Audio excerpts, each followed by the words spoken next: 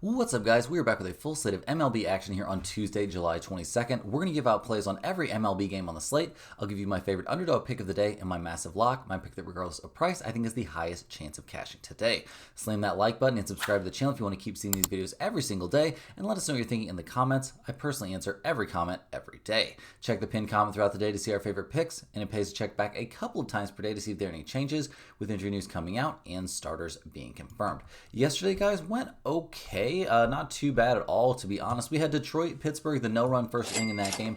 No runs there in the first inning. Definitely worked out for us. We saw Skeens looked good, and Flaherty actually looked pretty bad in the 3-0 win there for the Pirates. So we'll definitely take the win on the no-run first inning. We had the Phillies at -1.5. Annoying to see the Phillies only come up with 3 total runs in that game. Need that 1 run in the 10th to even get the win. And yeah, Wheeler wasn't amazing. Walker Buehler somehow had one of his best starts of the season. Not crazy to see this game, honestly, with how weird it was to end on a catcher's interference call. Now, we did have the under there in that San Francisco-Atlanta game. That was a disaster. Birdsong got absolutely shelled out there. Bryce Elder wasn't amazing. Even the Giants' bullpen wasn't great. So, yeah, weird stuff to see that game end 9-5 eventually with the Braves win. But we bounced back. We had the Cardinals at -148. That was a comfortable 6-2 win behind a solid start there from McGreevy and a decent day at the plate. And the bullpen held up pretty well. So the Cardinals will definitely take that win. We also had Toronto at +100 as our dog of the day. Not much of an underdog, guys, I know, but it was a 4-1 win there for Toronto behind a fantastic performance there from Gausman, and their bullpen really kept the Yankees shut down. So very good stuff there from Toronto. They continue to widen their lead in the AL East. We had the Mets at -195 as our massive lock of the day. Not a super fun start to the game, obviously, guys, but we eventually saw the Mets take advantage of both Tyler Anderson and the Angels bullpen to overcome a pretty bad Senga start. But overall, we'll take that win there on the Mets. So not too bad of a day. 4-2 overall. We will take it. Now, guys, let's go ahead and dive in. We've got another full slate to cover here on Tuesday. Plenty of games out there. And first up, we're starting with the Baltimore Orioles going on the road to take on the Cleveland Guardians. The Orioles come into this game fresh off a 10-5 loss there in game 1 of this series at 44-55 on the season. Definitely, it's been a disappointing year for the Orioles. They'll hand the ball here to Brandon Young, who's 0-4 on the season, a 7.52 ERA. His last start, 4 1/3 innings, 9 hits, 7 earned runs allowed there against Miami. Not great. Not great. Over his last 5 starts, or his last 5, those were all starts. We have seen the Orioles go 0-5. This dude has not been killing it. So we'll see what he does against the Guardians. The Baltimore bullpen's been bad all year long, bottom 5 or 6 in the majors. The offense has been nothing special, especially compared to last season where they were so amazing. They're currently 23rd in the majors in runs scored, 16th in slugging percentage, 24th in on-base percentage. This is not the scary Orioles offense of last season. So we'll see what they do here on the road against the Guardians, who have actually been playing pretty well, winning 5 of their last 6. They'll hand the ball in this game to Joey Cantillo. He comes into this game going to be making his 4th straight start. Was a bullpen guy, kind of moved over. Had a good first start there against the Cubs, but struggled a bit against Houston, struggled a bit against the White Sox. So definitely not a starter that I'm super high on right now. The Cleveland bullpen has been reasonable. A 3.77 bullpen ERA is good. I'm not going to put it in the elite category necessarily, but it's been pretty decent. The offense has been hitting the crap out of the ball recently. I mean, 10, 8, 2, 8, 6, and 6 over their last few games. Jose Ramirez swinging a pretty hot bat. As a team, they're still only 26th in the majors in runs scored and 29th in batting average, though. So, a team that I have a little bit of trouble, getting behind in a big way. So, looking at the numbers here, guys, the Orioles are +122. The Guardians are -145. We've got a total of 8.5 in this game. The Orioles are 22-29 on the road, 33-17-1 to the under on the road. That's actually an MLB best to the under on the road. Cleveland 22-24 at home, 23-22-1 to the under at home. In general, guys, I actually think over 8.5 is a pretty decent play here. Both of these starters are pretty mediocre. The Orioles bullpen's terrible. The Cleveland bullpen's not necessarily elite. So I would say getting to 9 total runs in this game, not too much of a stretch. In terms of a side, I am going to lean slightly towards the Guardians at home, but not much of a lean on the side in this one for me. Next on the docket, we're looking at the Detroit Tigers going on the road to take on the Pittsburgh Pirates. The Tigers took the 3-0 loss there yesterday. They'll hand the ball in this game to Casey Mize, who's 9-3 this season, a 3.15 ERA. His last outing was at the All-Star game, and it didn't go great for him. Only pitched 2/3 of an inning and gave up a run. We'll see. I'll give up a home run on that one. His start before that, he got shelled by Seattle, so we'll see if he's okay out there. I mean, he's going up against a Pirates team that's pretty light hitting, and the last time he faced them, 6 innings, 5 hits, 3 runs, 2 of which were earned in a 7 1-3 win. So we'll see if Mize looks okay out there. Not like he looked amazing the last time he faced the Pirates. So we'll see. Mize not throwing the ball amazing right now. The bullpen for Detroit has not been nearly as good down the stretch as they were in the early portion of the season. And the offense has just disappeared recently, guys. They've scored 0, 2, 1, and 0 over their last 4 games. So that's not going to work out great. This team relied a lot on their offense. They're 6th in runs scored. They're 7th in slugging percentage. They're going to have to be quite a bit better at the plate down the stretch here if they want to, reach the goals they've set for themselves this season. So we'll see what they do here against the Pirates, who, obviously came off a much-needed win after getting swept by the White Sox.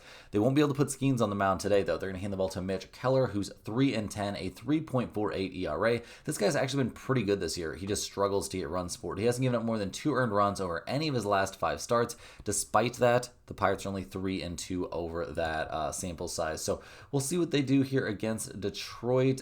Keller has not faced the Tigers this year. The Pirates bullpen, a 3.94 bullpen ERA, is significantly improved from what we saw in the early goings, but obviously not incredible.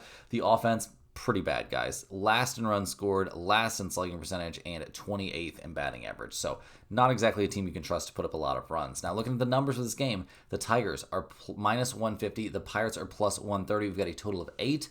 Detroit is 28-22 on the road. That's an MLB best road mark. They are 30-20 to the over on the road.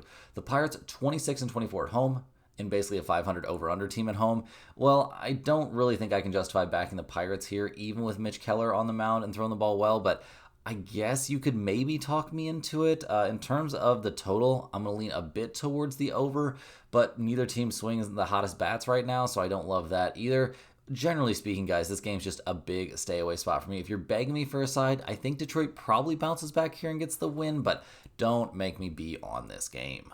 Next up, we've got the San Diego Padres going on the road to take on the Miami Marlins. The Padres come into this one 55-45 on the year, winners of 3 out of their last 4. They'll hand the ball in this game to Stephen Kolek, who's 3-4 on the season, a 4.24 ERA. His last start, he got absolutely shelled by the Rangers. Had a good start against the Reds before that, but over his last 5 starts, guys, he's given up quite a bit, and I can't help but notice the Padres are 0-5 over those starts. So we'll see what he can do here against the Marlins. Not a team that's, necessarily been super hard hitting, but they hit the crap out of him back in late May.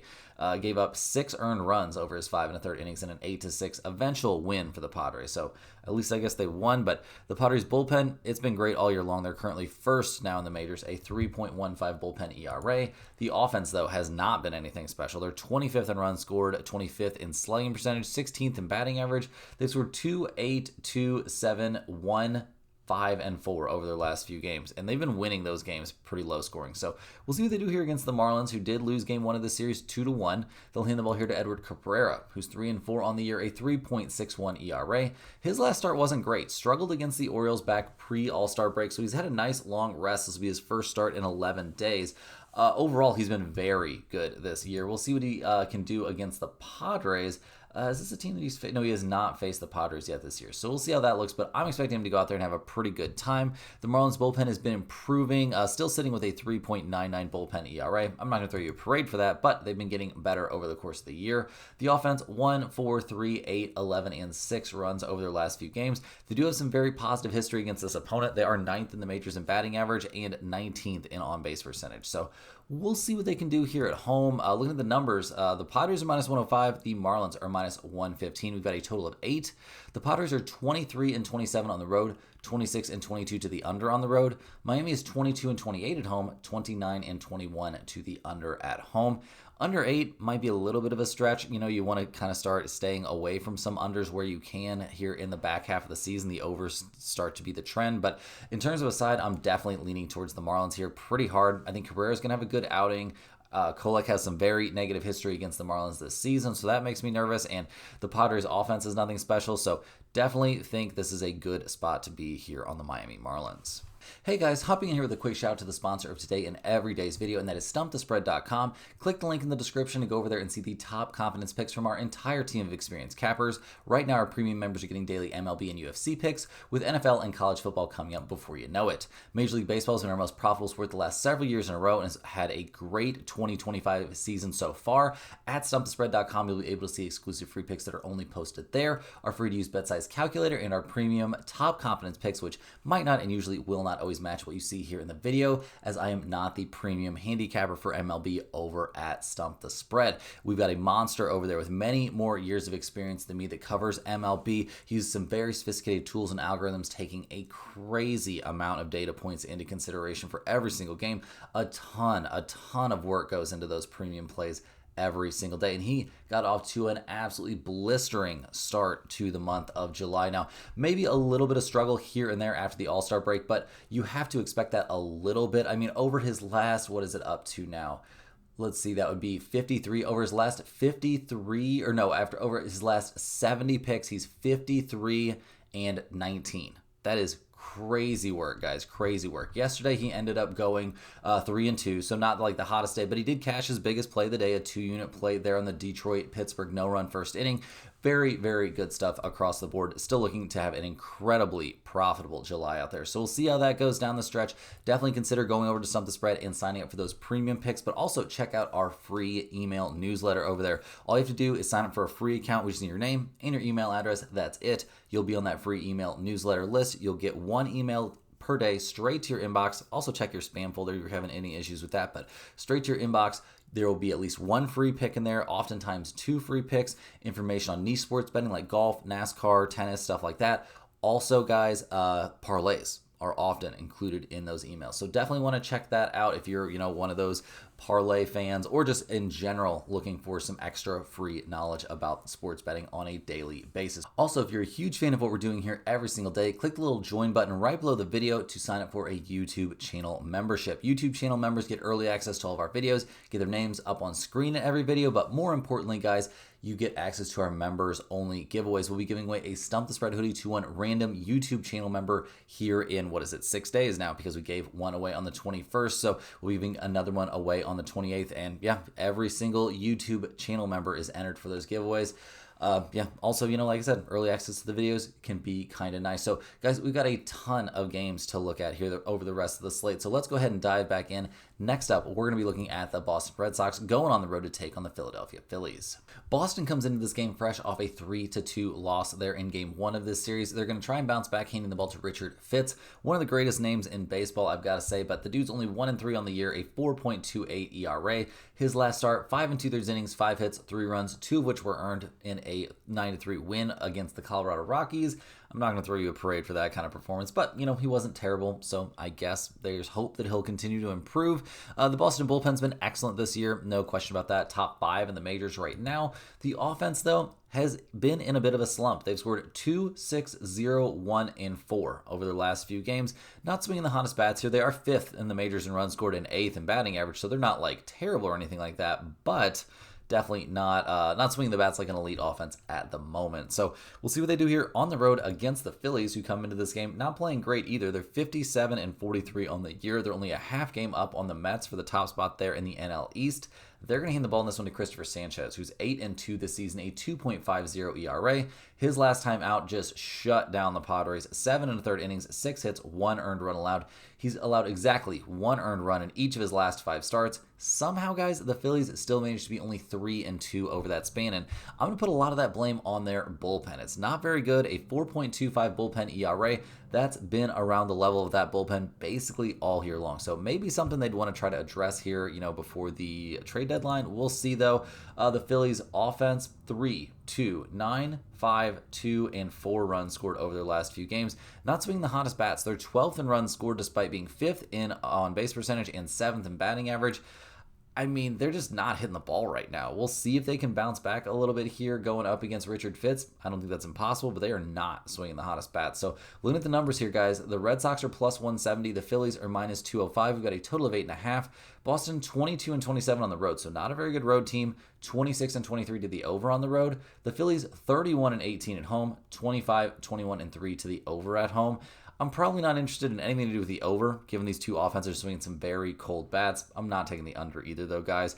In terms of a side, I am going to lean towards the Phillies here at minus 205, thanks to having Christopher Sanchez on the mound. I do think there's some value to be had there, but I worry about the Phillies bullpen, and I worry about those ice-cold bats quite a bit. Next up, we're looking at the Cincinnati Reds going on the road to take on the Washington Nationals. The Reds just don't feel like they can get over the hump right now. They've lost their last 2 in a row. They lost game 1 of this series at 10-8. They're going to hand the ball in this one to Chase Burns, who's 0-1 on the year, a 6.19 ERA. This young 22-year-old has had some positive outings recently, though. He went up against the Phillies back on July 6th, 4 2/3 innings, 2 hits, 1 run allowed. Then against the Rockies, 6 innings, 4 hits, 2 runs allowed. Maybe he's figuring things out, although I will say he hasn't pitched since back on the 11th. So we'll see what we get out of Chase Burns. I expect him to be wildly inconsistent. He's a 22-year-old on a major league mound.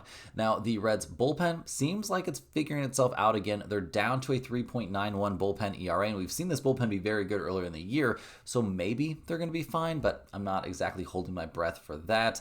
The offense, I mean, putting up 8 runs there yesterday and losing has to feel pretty bad. Over the course of the year, they're 10th in runs scored, 18th in batting average, and 17th in slugging percentage. I think this is probably a slightly above average offense, but not the kind of offense that's just going to flat out carry this team to like incredible heights. So we'll see what they do here on the road against the Nationals, who have won 2 out of their last 3, but they're 40 and 60 on the year. They're going to hand the ball here to Brad Lord. This young 25-year-old sporting a 3.46 ERA, normally a bullpen guy, so it looks like this is going to be basically a full bullpen start. We haven't seen Brad Lord go deeper than 2 1/3 innings over any of his last 5 outings. Not a great look, and not all those outings have been great, so that's a bit concerning. More concerning than that, though, is the Nationals bullpen overall is the worst bullpen in the majors, guys. A 5.80 bullpen ERA. Not great. Not great. Actually, really, really bad. Now, the offense coming off a 10-run game, I'm sure feels good. They're 18th in runs scored, 17th in batting average, 20th in on-base percentage. I mean, they've scored 10, 1, 4, 2, 1, and 5 over their last few games. So I'm not that in love with this offense. So looking at the numbers here, guys, the Reds are minus 140. The Nationals are plus 117. We've got a total of 9. The Reds are 24 and 26 on the road, so not a terrible road team. They're a slight under team on the road. The Nationals are 19 and 30 at home, 26, 22, and 1 to the over at home. So first up, guys, I think over 9 is very, very live in this game, given the pitching situation for these two teams. But in general, I think the better value is the Reds at minus 140. I think Chase Burns is going to go out there and be fine. I don't know if he's going to be dominant necessarily, but I think he'll be fine. I think Brad Lord is going to have, even if he's good over his first 2 innings, that leaves 7 innings for the Nationals bullpen to try and figure out. That has been a huge problem this year. Definitely give me the Reds here at minus 140 as a great chance to fade that Nationals bullpen. Rolling right along here, we've got the New York Yankees going on the road to take on the Toronto Blue Jays. The Yankees come into this game fresh off a 4-1 loss in Game 1 of this series. They now find themselves 4 games back there in the AL East. They're going to hand the ball in this one to Cam Schiltler. He comes into this one 1-0, a 5.06 ERA after making his first start of the season all the way back on the 9th there against Seattle. 5 1/3 innings, 4 hits, and 3 earned runs, including giving up a couple home runs. It doesn't exactly fill me with tons of optimism. The kid's got good stuff, but we'll see how things go here on the road against Toronto. Not exactly the easiest opponent. The Yankees bullpen, a disaster here recently, a 4.10 bullpen ERA. Definitely part of why they've struggled here down the stretch. The offense hasn't been too special either. I mean, 1, 4, 12. 3, 1, and 2 over their last few games is not ideal. Volpe, a pretty bad error in the last game. And yeah, they're currently 3rd in runs scored and 5th in batting average, and that all looks amazing. But they're really not hitting the ball the craziest right now. The bat's not that hot. So we'll see what they do here on the road against the Blue Jays, a team that's had their number this season. Toronto has won 4 in a row. They're going to hand the ball here to Max Scherzer, who's 1-0 on the year, a 4.70 ERA. His last start, 6 innings, 5 hits, 3 earned runs allowed there at the Athletics, but it was a 7-6 win. He hasn't been lights out this year, but he's been serviceable. The last time he faced the Yankees, had a pretty good time. 5 innings, 3 hits, 2 earned runs, gave up a home run in that game, walked 0 and struck out 7. So not the worst history there for Scherzer going up against the Yankees this season. The Toronto bullpen's been a huge strength this year. A 3.53 bullpen ERA has kept them in the top 6 or 7 in the majors all year long, and this offense has been very solid. 4, 8, 6, 4, 3, and 3 over their last few games. They're 11th in the majors in runs scored, despite being 1st in batting average and 2nd in batting and on base percentage. This team can definitely hit it, and I expect them to hit it here against this rookie and against the Yankees bullpen. So look at the numbers, guys. The Yankees are plus 110. The Blue Jays are minus 130. We've got a total of 9 out there. The Yankees are a 500 road team. They're 25, 23, and 2 to the over on the road. Toronto, 35 and 16 at home. That's an MLB best at home. They're 31, 19, and 1 to the over at home. I'm probably not taking the over in this game, but you could maybe talk me into it. I think the much better play here is just take the Blue Jays at minus 130. Seems like they've got the Yankees number. I don't think they're going to slow down here going up against a rookie. I think they have a pretty good time out there at the plate, and Scherzer will make it work out there on the mound. So give me the Blue Jays here at minus 130. cruising right along, guys, we've got the Los Angeles Angels going on the road to take on the New York Mets. The Angels took the 7-5 loss there in Game 1 of this series. They're going to hand the ball in Game 2 to Kyle Hendricks, who's 5-6 on the year, a 4.88 ERA. He got shelled his last time out, really struggling against the Rangers, but overall this season, I would say he's been decent, but I would definitely not say that he's been great. The Angels bullpen has been a big Achilles heel, a 5.11 bullpen ERA, pretty much an unmitigated disaster out there for them all year. The offense, 5-8, 5-6, 1, and 10 over their last few games, has been better than I would have guessed, guys. They're 14th in runs scored, they're 8th in slugging percentage, but 24th in batting average, so we'll see what they can do here on the road against the Mets. New York comes into this game winners of 2 in a row. They're only a half game back of the Phillies there in the NL East. They're going to hand the ball to Frankie Montas, who's 2-1 on the year, a 5.03 ERA. His last start was back on the 12th, and it was good. Going up against the Royals, though. 5 innings, 4 hits, and 1 earned run against them. Nothing too special. He got knocked around pretty aggressively by the Yankees, got destroyed there by the Pirates, so not somebody that I have a lot of faith in right now. The Mets bullpen, however, it's been pretty good this year in general, but recently it's not been great. A 3.87 bullpen ERA is fine, but not dominant. And the offense hasn't been too special. 7, 3, 2, 4, 2, 3, and 8 over their last few games. Not nearly as good as they would have been projected in the early season, guys. They're 14th in runs scored. They're 21st in batting average. Just not the best and most disciplined team at the plate. So looking at the numbers, guys, the Angels are plus 144. The Mets are minus 174. We've got a total of 9. The Angels are 25 and 27 on the road, 27, 24, and 1 to the over on the road. The Mets are 34 and 16 at home, 25, 23, and 2 to the under at home. In general, I think over 9 is definitely live in this game. I don't like either one of these starters very much. Now, in terms of a side, I'm only just slightly towards the Angels at plus 144. Hendricks is capable of good outings. Not that he's had too many of them, but he's definitely capable of it. Montas, I don't like at all. So the Angels at plus 144, they're going on the list as a potential dog of the day. Next on the docket, we're looking at the San Francisco Giants going on the road to take on the Atlanta Braves. The Giants are slumping, losers of their last 6 in a row. They're 52 and 49 on the year, handing the ball to Landon Roop, who is 6-6 this season, a 3.27 ERA. His last start was against the Dodgers. He was good. 6 innings, 7 hits, but only 2 runs, one of which was earned in eventually a 2-1 loss. The Giants are 4-1 over his last 5 starts, so that's some pretty positive history there. In terms of his history against the Atlanta Braves this season, his last time he faced them was early June, 6 innings, 5 hits, 3 earned runs, and a 4-3 win. So we'll see what Roop can do out there. Obviously, the Giants bullpen's been excellent this year. Not a lot of complaints there for me. The offense, though, is bad. 5, 6, 3, 0, and 2 runs over their last few games is honestly swinging some pretty hot bats for a team that's 22nd in runs scored, 26th in batting average, and 28th in slugging percentage. Nothing too special for me coming out of that Giants offense. Now, looking at their opponent here, the Braves, they're 44 and 55 on the season. They're not exactly killing it. They'll hand the ball here to Davis Daniel. He comes into this game with a 1.80 ERA. This young 28-year-old is only making his second start of the year in his third appearance, but his first start was against the Cardinals back on the 13th, and 4 innings, 2 hits, 1 earned run. Not too shabby. I don't trust him to go super deep into the game, but the Atlanta bullpen hasn't been terrible either. A 4.8 or a 3.85 bullpen ERA. Nothing to hang your head about. This team is pretty offensively challenged. And they're coming off a 9-run game, so congrats on that. But they're 21st in batting average. They are in runs scored. They are 20th in batting average. This isn't really a team that I can trust too much at the plate. Matt Olson carrying the burden, not really going to get you too far. So looking at the numbers here, the odds makers have this listed as a flip, guys. The Giants are minus 110. The Braves are minus 110. We've got a total of 9.5. San Francisco is 24 and 28 on the road, 26, 23, and 1 to the over on the road. Atlanta, 25 and 24 at home, 29, 17, and 3 to the under at home. Could we potentially get involved in an under 9.5 in this game after getting burned yesterday by these two teams?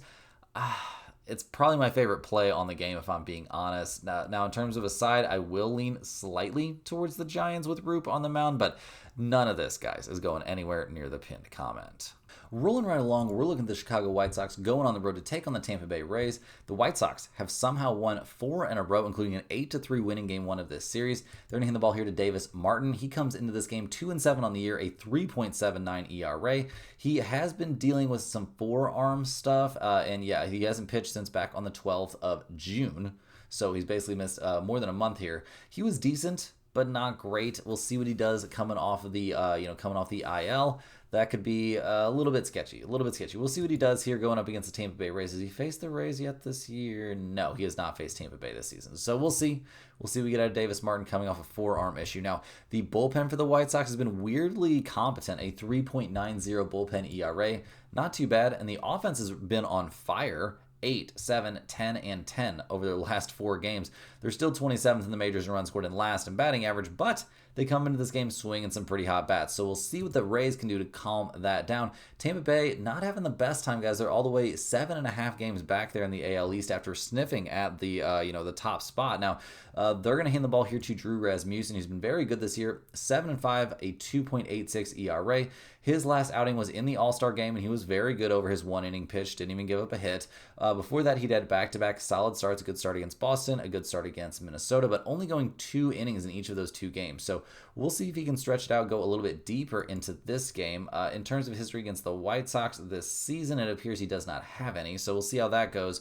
I'm a little bit worried about Rasmussen here. We'll see. We'll see what goes on. My Redbeard brother, I'm hoping he can bounce back and have a good outing. Now, the Rays bullpen has been competent this year, a 3.80 bullpen ERA. Not as good as we've seen at other points this season. The offense, 3, 3, 4, 11, 1, 0, and 4 over their last few games. They're not hitting the ball great. They're 3rd in batting average, 8th in runs scored, but do not come into this game swinging very hot bats. So looking at the numbers, guys, the White Sox are plus 190. The Rays are minus 230. We've got a total of 8.5 out there. The White Sox 14-36 on the road, 31-17-2 to the under on the road. Tampa Bay is 30-26 at home, 31-22-3 to the under at home.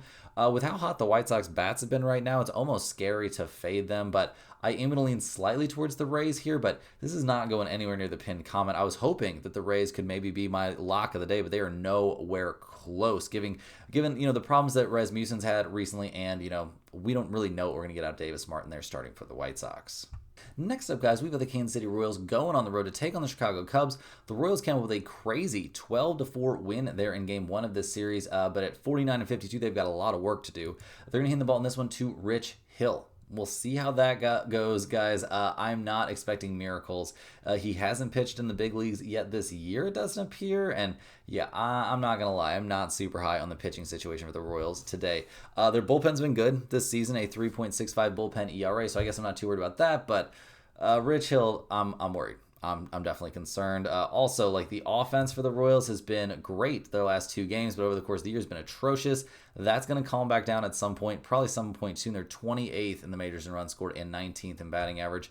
Not exactly an amazing team at the plate, and they're going up against a tough opponent here. The Cubs, 59-41 on the season. They have lost 2 in a row. They're only 1 game back now of the Milwaukee Brewers. So yeah, they lost the top spot there in the National League Central, thanks to the Brewers going on that crazy winning streak. The Cubs will hand the ball here to Matthew Boyd, who's been great this year. 10-3, a 2.34 ERA. His last start, 8 innings, 4 hits, no runs allowed there against the Yankees. Struck out 6 and walked 0 in a 5-2 win. Also, that was before the All-Star break, so he's had plenty of time to recover from that extended start. So I am not at all worried about Matthew Boyd out there. I think he's going to have a great start for the Cubs, and their bullpen's been good this year. The offense, coming off a 4-run game, probably doesn't feel too happy about that, but they are 2nd in the majors in runs scored and 4th in batting average, and they're going up against a Royals team that's in a pretty bad pitching spot. So looking at the numbers here, guys, the Royals are plus 205. The Cubs are minus 268. We've got a total of 9 out there.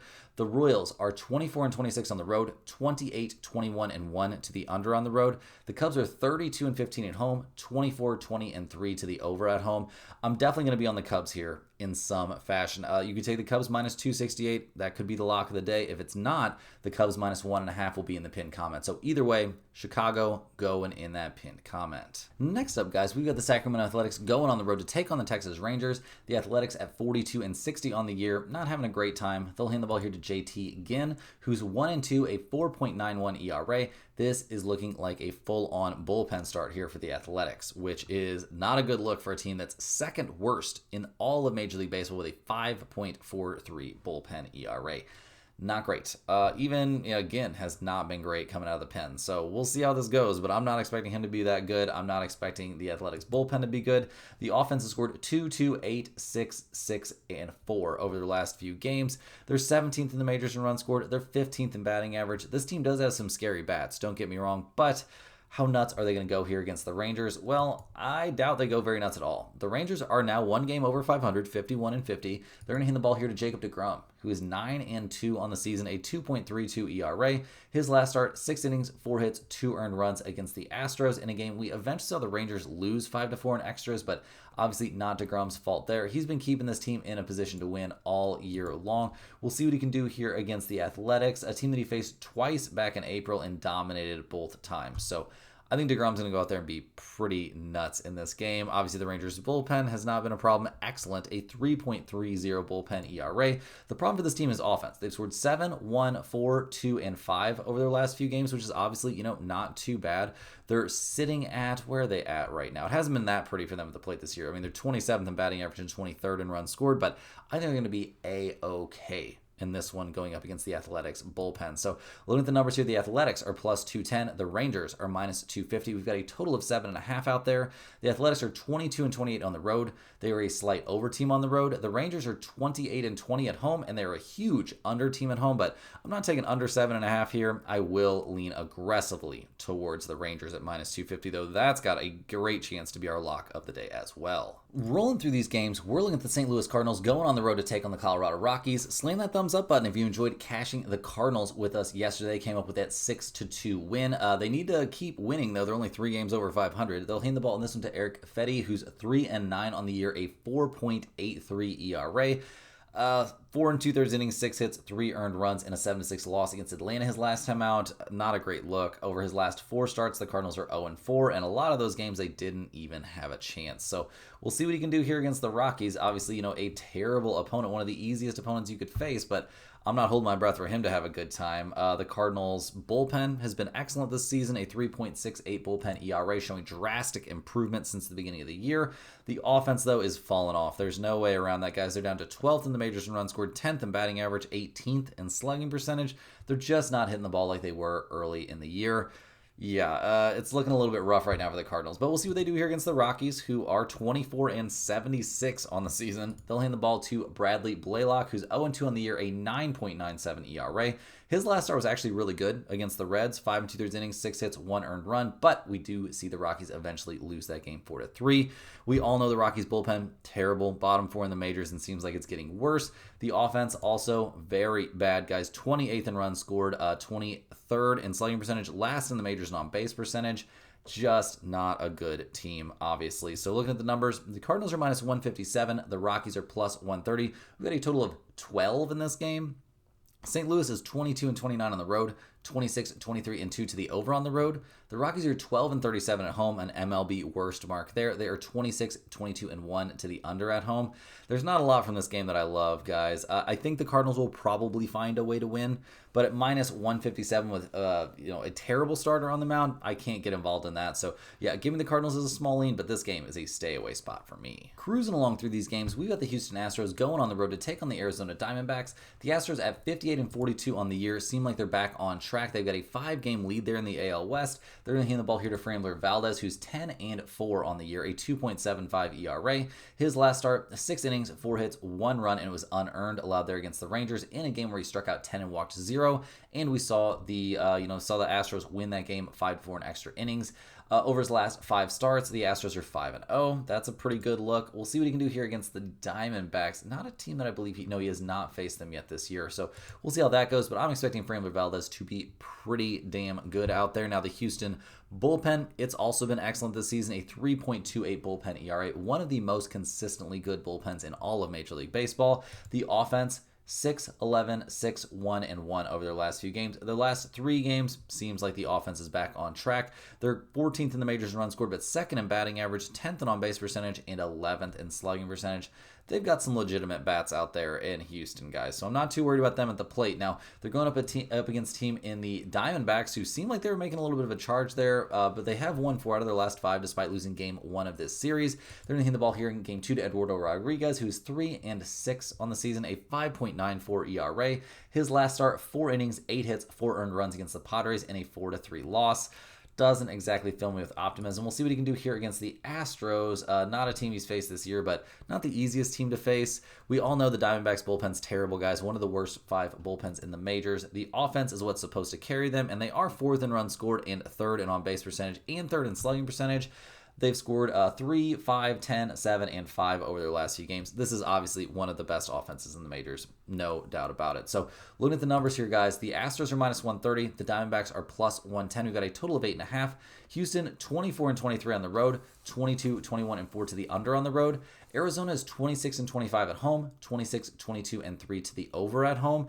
I think this is much more of a spot to be backing the Astros, especially with Framber Valdez on the mound. I think he'll have a good time. I'm not going to be worried about that Astros bullpen. So Houston at minus 130 seems like a very reasonable price to me, and I don't mind fading Eduardo Rodriguez one bit.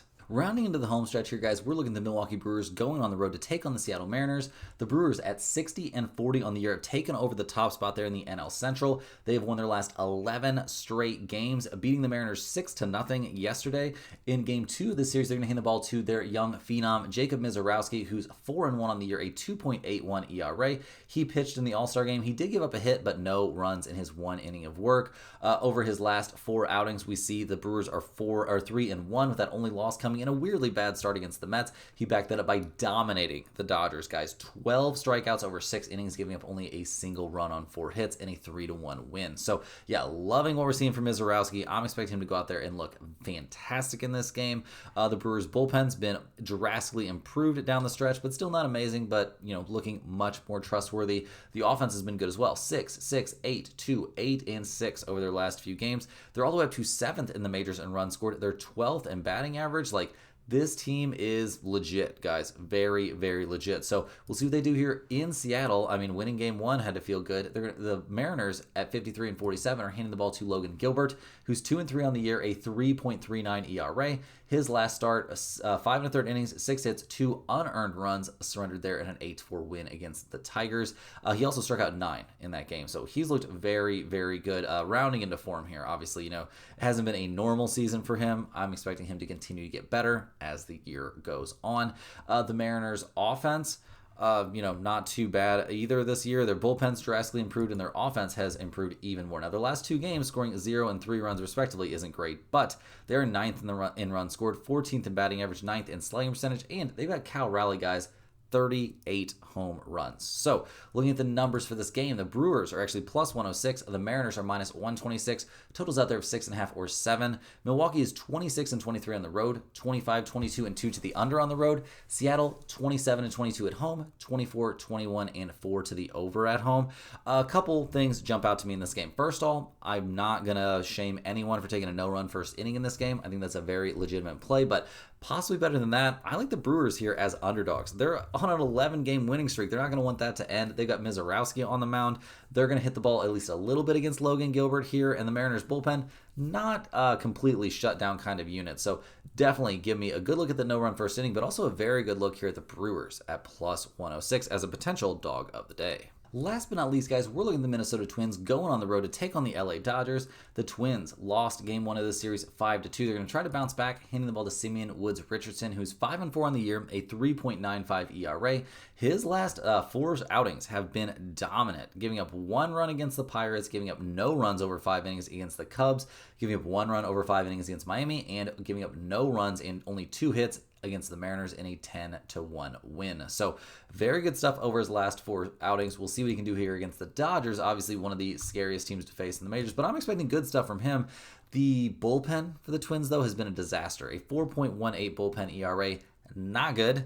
The offense hasn't been anything special either this year. I mean, 2 runs in the last game. Over the course of the year, they're 20th in runs scored and 22nd in batting average, and I think that paints a pretty accurate picture of where this team is at offensively. So they're going to need to come up with something here against the Dodgers, who are 59 and 42 on the year, 3.5 games up on the Dodgers there in the race for the NL West. They're going to hand the ball to Yoshinobu Yamamoto, who's 8 and 7 on the year, a 2.59 ERA. His last time out was lights out against the Giants. 7 innings, 3 hits, 7 strikeouts, no runs allowed. Over his last 5 starts, though, he had a bad outing against Milwaukee and a mediocre outing against the Padres in there. So we'll see which version of him we get in this matchup. Going up against the Twins, not a team that I believe he's faced yet this season. So we'll see how that goes. Obviously, the Dodgers bullpen's a huge problem, a 4.35 bullpen ERA. Gonna have to figure that out. The offense hasn't been as on fire as we've gotten used to. Ohtani obviously killing it. They're first in runs scored, but down to 6th in batting average, 4th in on-base percentage. Just not swinging the hottest bats, but obviously they're the Dodgers. They're going to be just fine. So looking at the numbers here, the Twins are plus 185. The Dodgers are minus 225. We've got a total of 8.5 out there. Minnesota 20-31 on the road, 29-19-3 to the under on the road. The Dodgers are 33-20 at home and 32-19-2 to the over at home. That's an MLB best to the over, but this game, I'm not showing tons of value. I would maybe think about a sneaky like Twins in the first 5 kind of play. Could be interesting, but then you're not going to take advantage of that terrible Dodgers bullpen. So, I don't love a ton from this game. Maybe give me the Dodgers overall and to win it, but their bullpen sucks. So, over 8.5 I feel like is live as well, but nothing from this game is going in that pinned comment. Guys, that's all the games we have for today. Hit that like button for good luck on all of your bets. Subscribe to the channel if you're new.